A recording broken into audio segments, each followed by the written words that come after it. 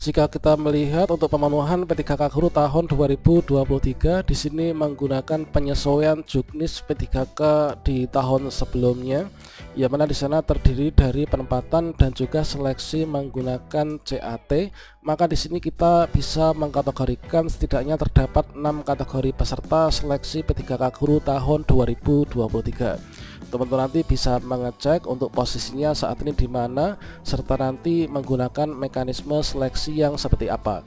Apakah kita ikut dalam penempatan dengan perankingan, kemudian apakah nanti kita akan ikut 1 NBK dengan seleksi observasi, dan apakah nanti kita itu masuk dalam kategori yang ikut mekanisme 1 NBK dengan seleksi kompetensi.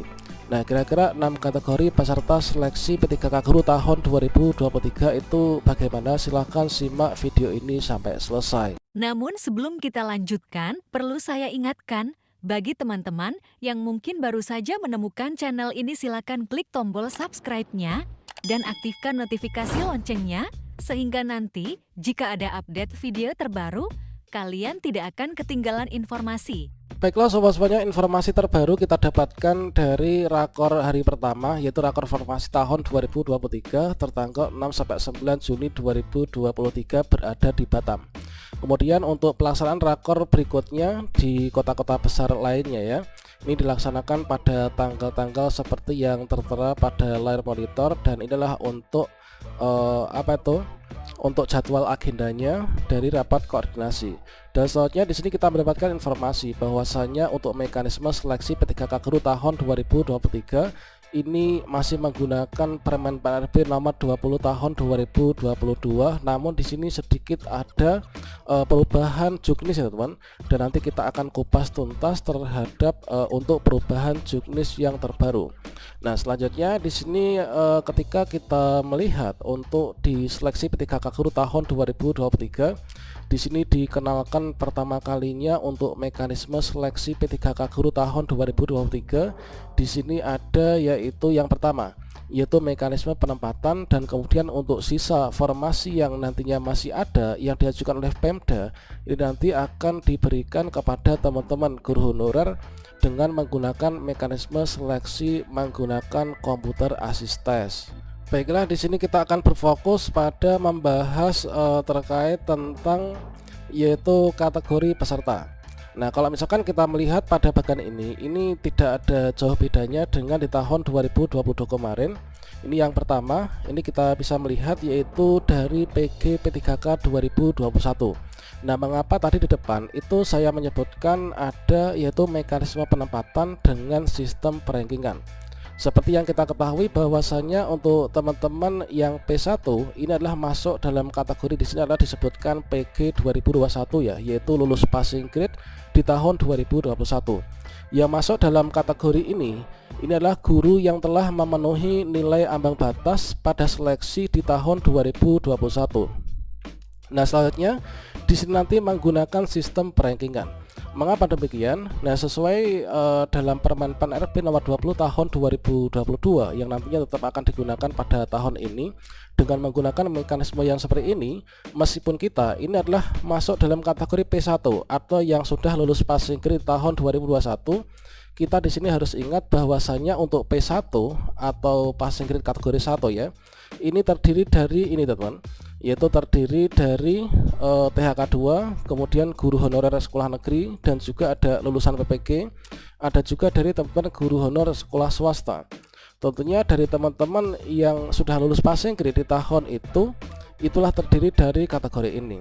Sehingga di sini nantinya akan ada dua peringkat. Peringkat yang pertama itu adalah diurutkan penempatannya, yaitu didahulukan untuk P1 yaitu PG 2021, diurutkan dari penempatan yang pertama yaitu dari THK2 dulu. Kemudian berikutnya kalau misalkan masih ada sisa formasi dalam jabatan dan juga mapel yang sama, ini nanti akan diberikan kepada guru honorer sekolah negeri yang sudah lulus passing grade. Kemudian akan diberikan kepada lulusan PPG yang lulus passing grade. Kemudian yang terakhir akan diberikan kepada guru honorer swasta yang sudah lulus passing grade juga. Dan tentunya sebenarnya dari PG 2021 itu juga masih ada pengklasifikasian lagi. Ketika itu kalau misalkan teman-teman ingat itu ada status P1, kemudian ada status P2 dan juga ada status P3 kan.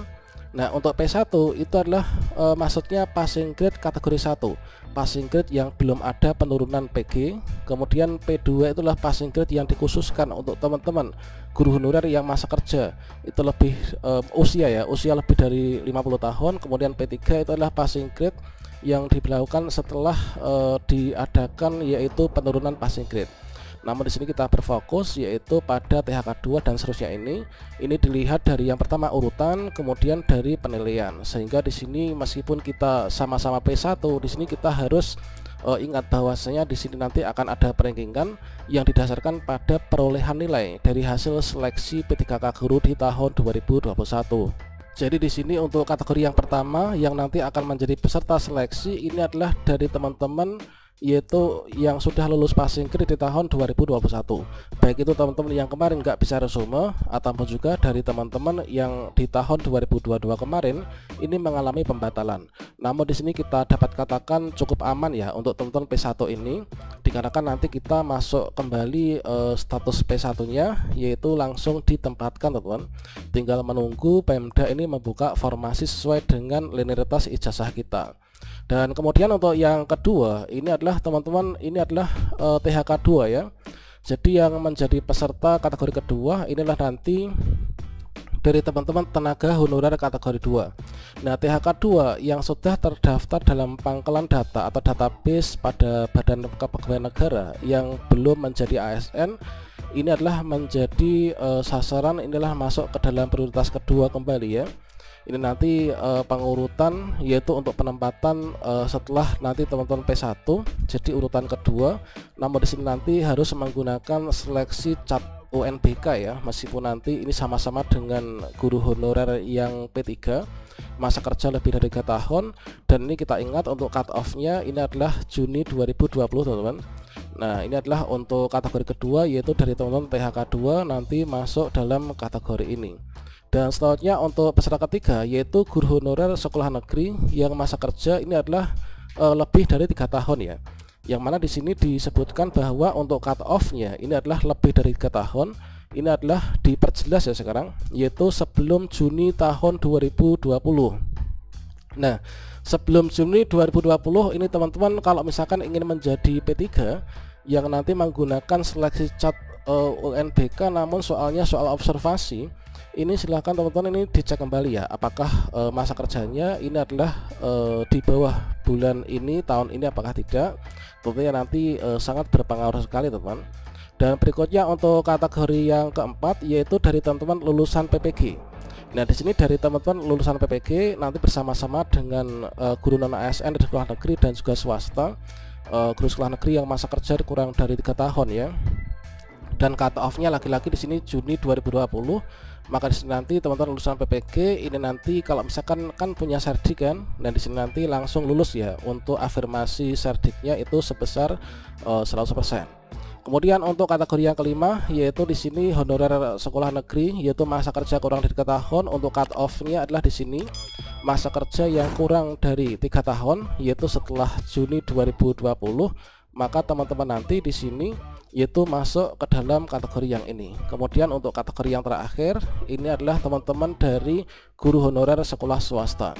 Nah, dari guru honorer sekolah swasta entah masa kerja berapa tahun pun yang penting terdaftar di Dapodik sebagai guru, maka teman-teman guru honorer sekolah swasta ini nanti bisa mendaftar P3K di tahun 2023. Oke, demikian sekilas info terkait tentang 6 kategori peserta seleksi P3K Guru 2023. Semoga bermanfaat. Kita persiapkan sejak sekarang belajar yang baik. Semoga lulus ya di tahun ini.